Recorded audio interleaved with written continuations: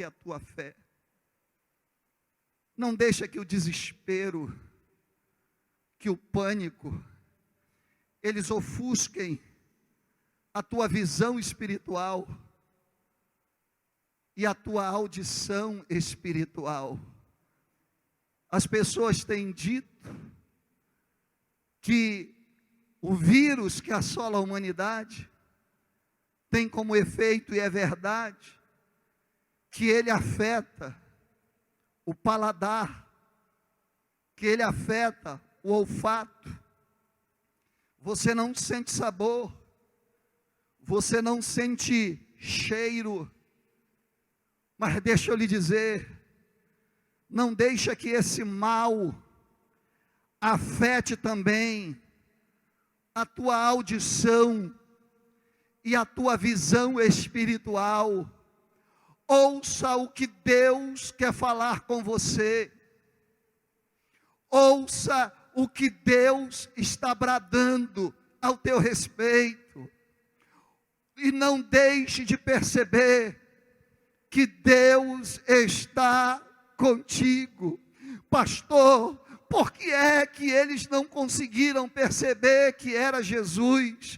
Porque a Bíblia diz, Jesus detectou o problema e era medo. E agora Jesus teria que corrigir 2 problemas. O primeiro problema era com os seus discípulos. E ele teria que corrigir a causa. Ele iria trabalhar na causa.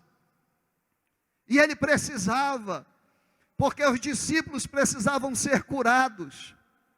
E ele tinha um outro problema, que era cessar a tempestade. E ele iria trabalhar na causa. É por isso que quando Pedro, ele diz assim, Senhor, se é contigo, se és tu que está falando, ordena para que eu vá contigo. E ele disse, vem. Jesus não queria fazer nenhuma demonstração de nada, e ele poderia dizer, Pedro, não vem não, que eu vou até você. Só que Pedro se sentiu desafiado, e disse, eu quero ir. Jesus se aproveitou e disse, eu vou curá-lo. Se ele quer vir, maravilha, ele tem coragem para vir. A Bíblia diz que ele se levantou e foi. Pedro caminhou sobre as águas, igual Jesus fez naquele dia. Mas teve um problema. E qual foi o problema? A Bíblia Sagrada diz, se você ler comigo, versículo 29, e Pedro descendo do barco, andou sobre as águas para ir ter com Jesus. Glória a Deus! Ele teve fé, coragem e obediência à palavra do Senhor. Ele estava curado do ouvido. Ele ouviu a voz de Deus e disse, eu vou. Mas no versículo 30 diz, mas sentindo o vento forte, teve medo, e começou a ir para o fundo, e clamou dizendo, Senhor, salva-me. Olha que coisa interessante, ele foi, mas ele sentiu o vento forte, e a hora que ele sentiu o vento forte, que Jesus vai resolver, ele teve medo, e quando ele teve medo, ele afundou. Aqui que é interessante, quando ele afunda, Jesus, na sua palavra, ele diz no versículo 31,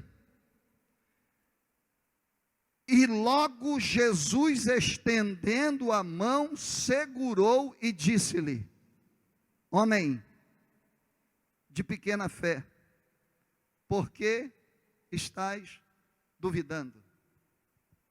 Olha que coisa interessante. Pedro saiu do barco, foi em direção a Jesus, ouviu a voz de Jesus, teve medo do vento, esqueceu a voz de Jesus, afundou e disse, socorre-me. Jesus estendeu a mão imediatamente e salvou a Pedro. Por quê? Porque Jesus é o nosso socorro bem presente no momento de tribulação. Quero enfatizar algo para você. Você não imagina o quanto Jesus está tão próximo de você. Você não consegue imaginar. Você pensa que vai se acabar, que não vai dar certo, como é que vai ser a minha vida a partir de agora? Jesus está bem aí perto de você, para te entregar a vitória. Agora, terminando, a palavra de Deus diz no versículo de número 32, a Bíblia diz que Jesus entrou no barco, e diz assim, quando subiram para o barco, a Bíblia diz o quê? Acalmou o vento. Repita comigo, acalmou o vento. Ou seja, Jesus não cessou a tempestade. Jesus, ele não cessou as ondas revoltas. Jesus, ele cessou o vento. O vento. O inimigo maior dos discípulos não eram as ondas que eles estavam vendo. O inimigo principal dos discípulos era um amigo invisível. O amigo que os olhos não conseguiam ver. Os olhos humanos conseguiam ver o efeito, mas o vento, eu e você não conseguimos ver. Eu e você não conseguimos enxergá-lo. O grande pânico deles era o efeito do vento. Tempestade, mar revoltado, mas o vento eles não viam. A preocupação na mente dele era, Senhor, acalma o mar, faz as ondas ficarem boas, porque eles viam o mar revolto, mas o vento eles não viam. O nosso principal inimigo, a gente está olhando tudo isso aí, e a gente está dizendo, olha, para resolver tem que ser isso, estou numa briga maluca agora. É esse remédio que cura, não é ele que cura, ele não tem comprovação que cura, tem que fazer isso, tem que fazer aquilo, e a gente se esquece, a gente entra em discussão, a gente entra em debate, e a gente se esquece que o nosso maior inimigo, ele é invisível. Os meus olhos não conseguem ver. E a gente fica orando, dizendo, Senhor, faz isso, faz aquilo, por quê? Por causa do efeito. A gente quer que Jesus resolva os efeitos. A gente quer que Jesus trabalhe nas consequências, resolve essas consequências. Jesus não vai resolver consequência. Jesus vai trabalhar na causa. E a causa é invisível. Eu fico impressionado que há 12 meses atrás você sabia disso, que o nosso inimigo é invisível, que o nosso inimigo, ele está trabalhando nos bastidores, bramando como um leão, para tentar nos destruir. Quando Jesus morreu na cruz do Calvário, ele não morreu para destruir filisteus, fariseus, saduceus, Pilatos e a sua gangue. Ele não morreu para destruir o governo romano, por isso ele não aceitou ser rei terreno, quando quiseram coroá-lo como rei. Jesus, ele morreu na cruz do Calvário, para destruir a morte, o inferno, ou seja, para destruir Satanás, amém, meu irmão, para destruir o diabo e as suas obras. Foi para isso que ele morreu, e eu e você só somos salvos porque Jesus, ele destruiu as obras do diabo, as obras de acusação, e a Bíblia diz que o Senhor, ele está esperando para que o inimigo seja posto debaixo dos seus pés, e ele esmagará a cabeça de Satanás. Ou seja, deixa eu dizer para você, meu irmão, para de orar como você está orando, dizendo, Deus, acaba, Senhor, com isso, faz isso, Senhor, resolve isso. Não, te aproxima de Deus,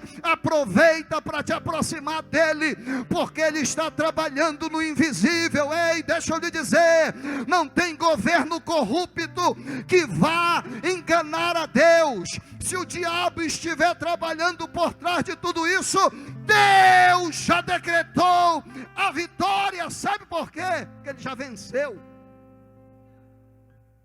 Ele já venceu. Ele tem vitória para a sua vida, ele tem vitória para a sua família, ele tem poder para acalmar a tempestade, e o inimigo que eu e você não conseguimos ver, ele está vendo. E a minha oração e a sua oração tem que ser, Senhor, vai direto lá, resolve o problema na raiz. Não trabalha na consequência, não. Vai naquilo que é a causa e não o efeito. E sabe quando tudo isso aconteceu? Quando o vento acalmou, quando Jesus entrou no barco. Impressionante. A Bíblia diz assim, ó: e quando subiram para o barco.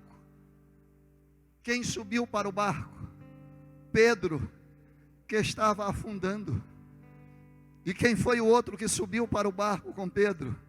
Jesus, o que tem poder para acalmar o vento que provoca a tempestade. E quando subiram para o barco, acalmou o vento. Amigo, não tenha medo, respeite o que está sendo ensinado, use tudo aquilo que você puder fazer, mas não tenha medo. Convide Jesus hoje para entrar no barco. Hoje eu não vou pedir: Jesus, me livra disso, me livra daquilo. Jesus, oh, faz o culto voltar ao normal, não aguento mais pregar em live. Faz o culto voltar ao normal, aquela multidão. Não, eu mudei a minha oração quando eu entendi esse texto. Eu estou dizendo: Jesus, entra no barco, Senhor. Se o centenário estava te deixando fora do barco, é hora do Senhor assumir o controle do barco. Se o pastor no centenário estava te deixando fora do barco, é hora do Senhor assumir o leme da vida do pastor e entrar no barco. Ei, a minha oração hoje não é: Jesus cura, Jesus dá alta do hospital. A minha oração hoje é: Jesus entra no barco, porque aonde Jesus está, a tempestade tem que recuar. Louvado seja Deus. Oh, eu quero orar com você. E a minha oração, eu cheguei aqui dizendo: Senhor, eu vou orar para o Senhor curar.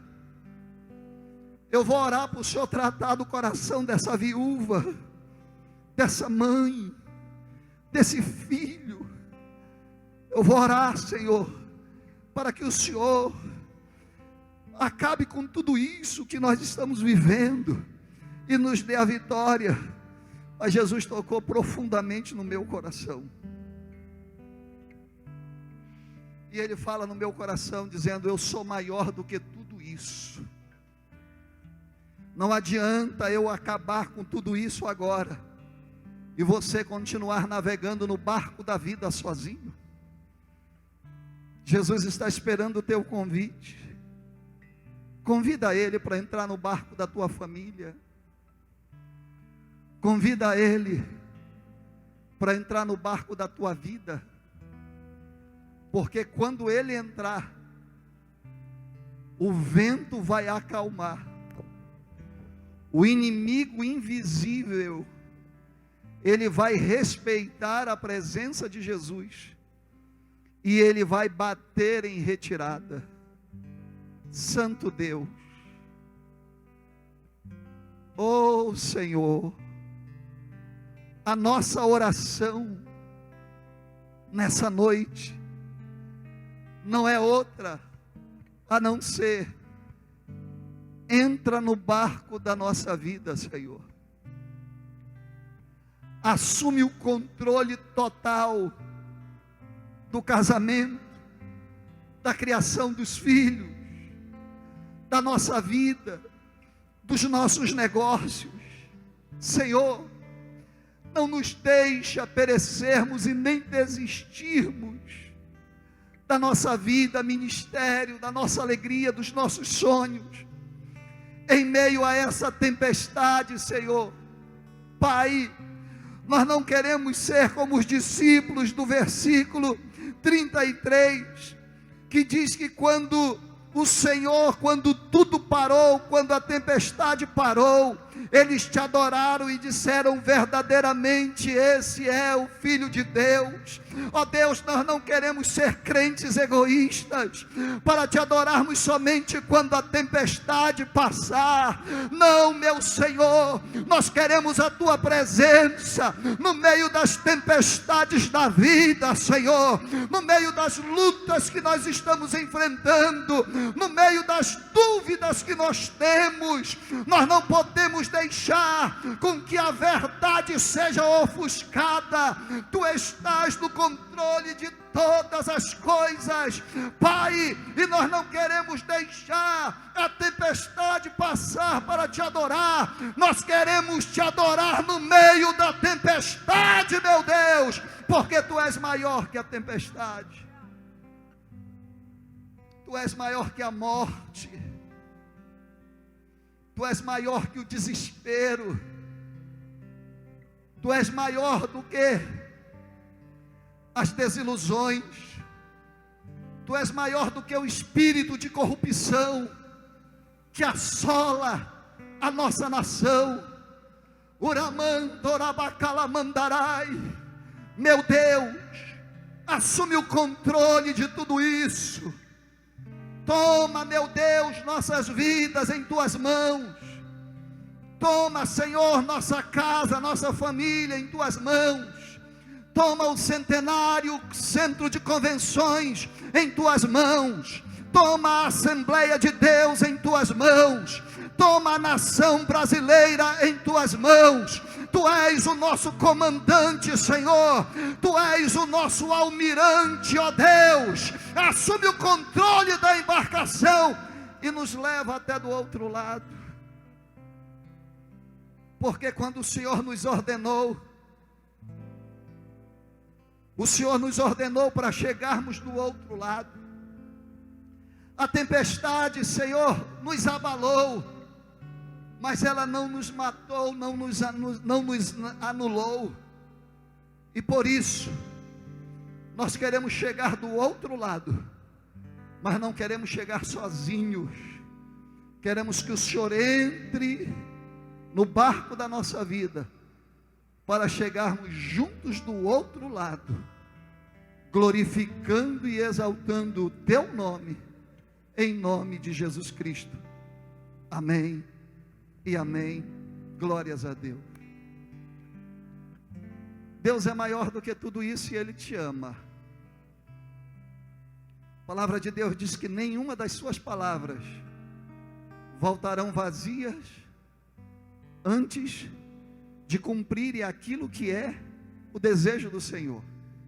Deus abençoe a sua vida, que a sua fé seja maior do que o seu medo, que a sua esperança seja maior do que as decepções e desilusões, e que Deus, Ele possa ocupar o lugar principal da sua vida. Deus abençoe você e a sua família. Nós vamos agora adorar a Deus com os nossos dízimos e com as nossas ofertas. Você pode fazer a sua contribuição, principalmente nesse período de lockdown que a nossa cidade vive. Você pode fazer a sua contribuição através de depósito e principalmente você pode fazer através de transferência bancária. Deus vai abençoar a sua vida e o nome dele vai ser glorificado na sua vida. Nós vamos cantar para terminarmos o culto agora. Enquanto você contribui, enquanto você oferta, faça isso como se estivesse dentro do Centenário Centro de Convenções adorando a Ele. Vamos cantar agora e já vamos terminar esse culto. Adore a Deus e exalte o nome do Senhor. A tempestade passou, porque Deus trabalhou na causa e não no efeito. O efeito eu vejo e glorifico o nome do Senhor, porque Ele é o Deus que trabalha nas causas, naquilo que é invisível e que tenta ocultar e ofuscar a minha alegria no Senhor. Vamos adorá-lo.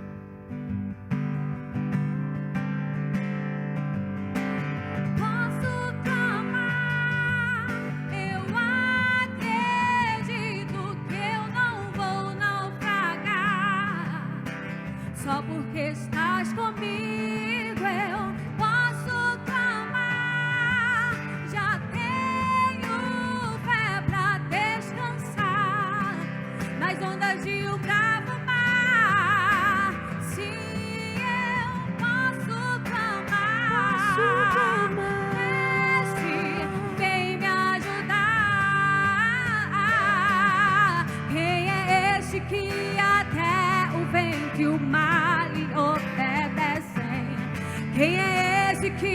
ordena e milagres acontecem.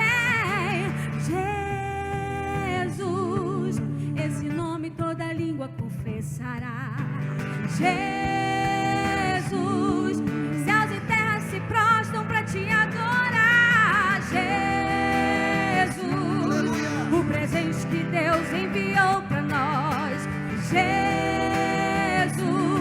até o vento se cala a ouvir tua voz.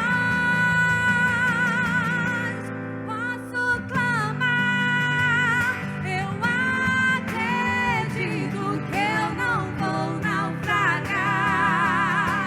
Só porque estás comigo eu posso clamar. Já tenho fé pra descansar nas ondas de um bravo mar.